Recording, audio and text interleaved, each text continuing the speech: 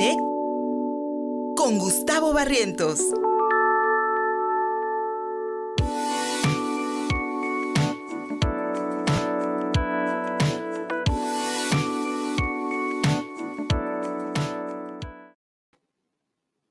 Puebla, yo soy Gustavo Barrientos y esta mañana me complace poder platicar con Eloísa Díez, directora del cortometraje Victoria, que fue ganador en el pasado Festival de Quórum Morelia con La Camelina de Plata. ¿Qué tal, Eloísa? ¿Cómo estás? Hola, Gustavo, muchas gracias por este espacio. Y pues es un gusto ir esa tarde a presentar en el Cine Inminente esta selección de cortometrajes de la selección continua de Quórum, en la que pues estos 4 cortos ganadores, entre ellos Victoria, pues van a participar en el Cine Inminente en Tehuacán. Cuéntanos, Eloísa, bueno, ¿cuál fue este proceso en el que tú encuentras a este maravilloso personaje que es Alex, en este proceso legal que está enfrentando y que te topas también con otra historia maravillosa que es este proceso de su paternidad, que pues hace de este corto, sin duda, un texto cinematográfico que todos debemos de ver? Pues es una historia larga, Gustavo. En realidad inicia en 2016, cuando voy a Jalisco a presentar otro corto que era un corto más de denuncia sobre un juicio donde una mujer perdía la custodia de sus hijos y ella hablaba en ese corto de cómo todos estos micromachismos de la justicia, aun cuando esa justicia es encarnada por una jueza mujer, como esos micromachismos que están detrás. Entonces, después de la proyección, Alex se acercó conmigo y nos pusimos a platicar. Él acababa de perder la custodia de Caliani, de su primera hija, y pues eso, o sea, empezamos a conversar, le pregunté si quería que contáramos la historia, me dijo que sí, y así es como conozco a Alex, como dices, que tiene una historia muy fuerte, muy importante para contar, ¿no? A partir de eso, de 2016, bueno, los procesos de cine son complejos, no siempre hay recursos, empezamos de manera completamente independiente y, digamos, haciendo viajes hasta allá en la medida que se podía. En algún momento conseguimos, digamos, un apoyo de INCINE cortometraje y eso permitió también, pues bueno, empujar la producción y finalizarla.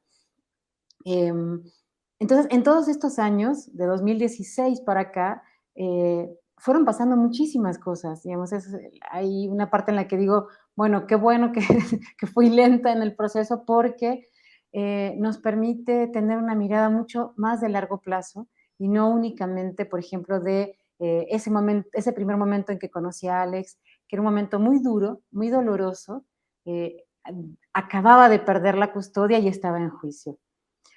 A lo largo de estos años, hay que decirlo, eso no se comenta en el corto, pero Alex ganó el juicio. O sea, Alex gana el juicio de custodia, sin embargo, los tiempos de la justicia no son los tiempos de los afectos. Entonces, bueno, ahí, digamos, hubo una serie de dificultades para como mantener el vínculo, pero también en esos años Alex fue reconstruyendo, o sea, no solo haciendo su transición, sino también reconstruyendo su vida, despertando nuevos sueños y recordando que pues la paternidad había sido un sueño que siempre había estado ahí. Ser hombre y ser padre, tener hijos, había sido un sueño desde que pues Alex era pues, muy pequeña, ¿no? Entonces, ese es un poquito, digo, de la historia de cómo llegué y cómo contacté esta así, historia que pues creo que conmueve,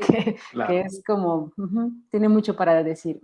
Es una historia, Eloísa, que normaliza justamente estas familias diversas, que viven estas experiencias, que también sufren prejuicios, que pues también pues nos muestras como esta ventana justamente de su dinámica por ejemplo, este proceso en el que también es rechazado por su propia iglesia cuando él canta, también estas dinámicas cotidianas y, por supuesto, este proceso de gestación, que yo creo que lo más maravilloso que hace este corto es darle un verdadero lugar a las identidades trans, que pues siempre en el cine mexicano habían sido muy exotizadas, ¿no? Yo creo que el éxito que tiene este cortometraje es la normalización.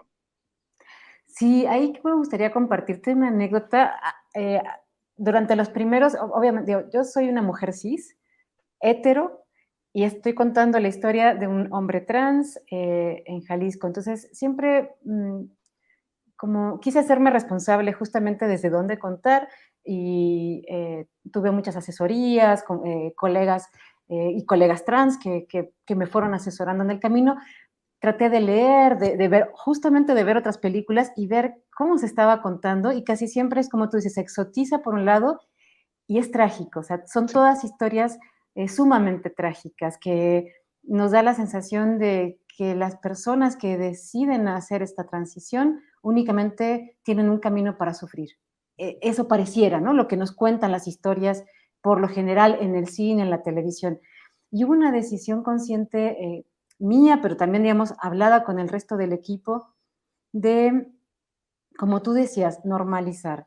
Y esto viene en esa búsqueda que te comentaba, como de intentar entender, comprender, empaparme. Encontré una entrevista que le hicieron a la actriz de esta película chilena que se llama Una mujer maravillosa. Ella es una mujer trans, interpreta a una mujer trans.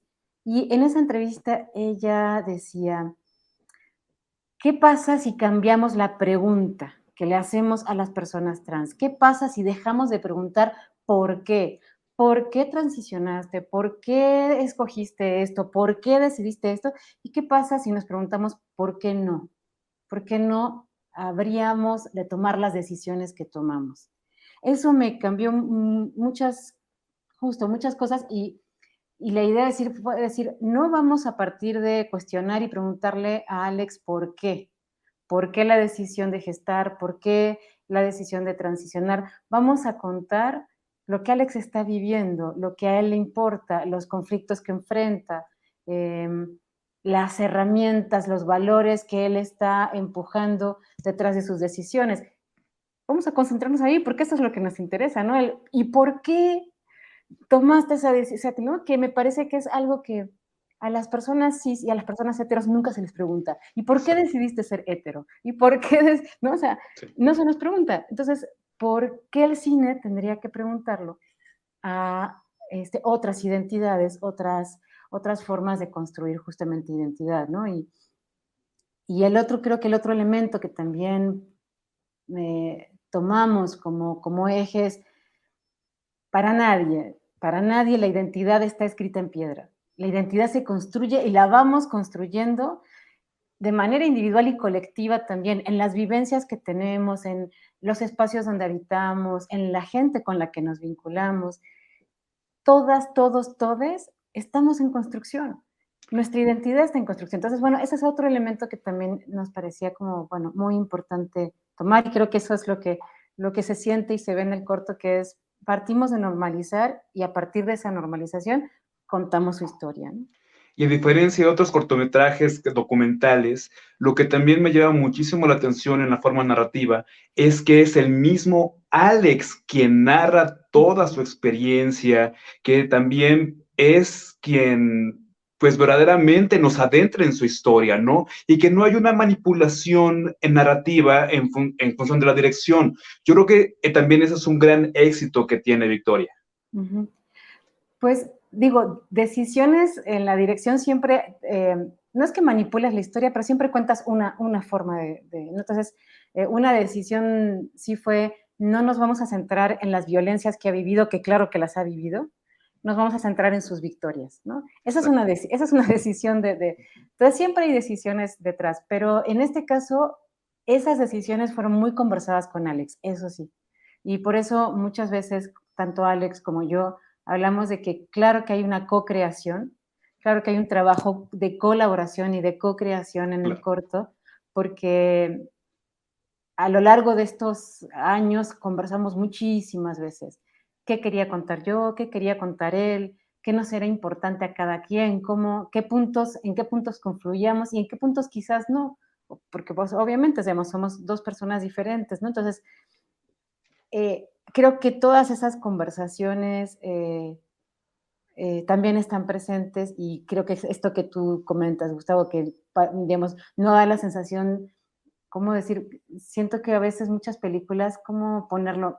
Nos Traicionan a sus, tendencia, nos guían, sí, y traicionan a sus personajes también, a claro, veces siento un poco eso, no sé, es una, nos sesgan.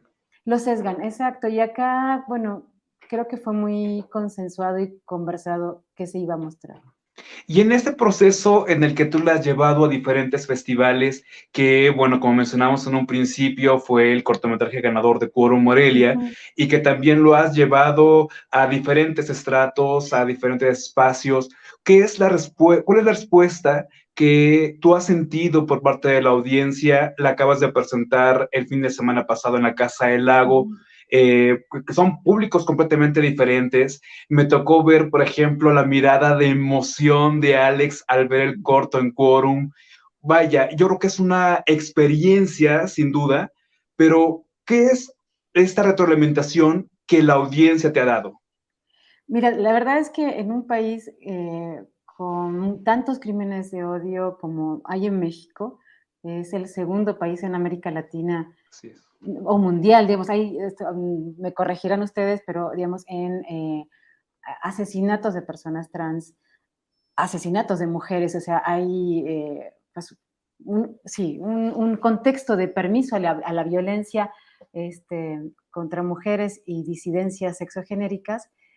Teníamos miedo de la respuesta y la verdad es que hasta ahora ha sido una hermosa respuesta en todo tipo de públicos, como tú dices, públicos de la comunidad LGBTQ, pero públicos que no están cercanos a estos temas, ¿no? Claro. Y la respuesta ha sido como, creo que la palabra que más se repite es me conmovió mucho, y eso creo que es es un bonito logro del corto. Y otra de las cosas que me gustaría resaltar es madres y padres de chicas y chicos trans que están justamente en su proceso de transición, diciendo gracias por el corto, porque el ver el corto me hace pensar que no únicamente va a sufrir, ¿no? O sea, mi hija, mi hijo, mi hija, no necesariamente tiene destinado un camino de sufrimiento. Sí va a haber violencias, sí hay que enfrentarlas, sí hay que denunciarlas, pero claro que hay una posibilidad de camino de felicidad, de hacer lo que queremos, de buscar lo que nos hace felices, que es lo que pues todas y todos buscamos, ¿no? Claro que sí. Eloísa, ¿cuál es el siguiente paso? ¿Cuál es su siguiente proyecto? Y ya para terminar también, pues invitar a la audiencia a que vaya al cine inminente hoy a las 7 de la noche a ver esta selección de cortos de la selección continua de Festival Quórum. En este momento estamos como un poquito más de la mitad del proceso de festivales, entonces está en su ruta de festivales, Muy bien. pero ya estamos también empezando a contactar otros espacios, porque sí, claro que pues una película se ve más bonita en el cine, Por se escucha supuesto. mejor en el cine, pero cualquier espacio de proyección nos es importante. Nos es importante llegar a más personas. Entonces, también estamos ya empezando a contactar centros culturales, incluso espacios académicos o espacios donde hay jóvenes para hacer proyecciones. Y ahí sí basta una sábana blanca, basta lo que haya. Entonces, si nos quieren contactar para ir, programar proyecciones, a ver, o sea, bienvenidos si queremos justamente llegar llegar a más gente. Sí. Y Ese sería lo por ahora, ideal. exacto, eso por ahora es lo que sigue. Muy bien, pues me va a dar muchísimo gusto conversar con la comunidad LGBT de Tehuacán de estos maravillosos cortos. Como les digo, Victoria es un corto indispensable de ver que nos permite esta discusión, estos diálogos, pero sobre todo empatizar con los otros. Querida Eloísa, muchísimas gracias por esta conversación. estaremos en contacto para estas futuras proyecciones y sabes que contigo Puebla es tu casa. Muchas gracias y bueno, que disfruten todos los cortos, que todos son muy buenos. Claro que sí, muchísimas gracias. Amigos de Contogra, muchísimas gracias. Y le regreso al micrófono a mi querido Luis Fernando Soto. Gracias. Síguenos en Facebook y en Twitter. Estamos contigo, Puebla.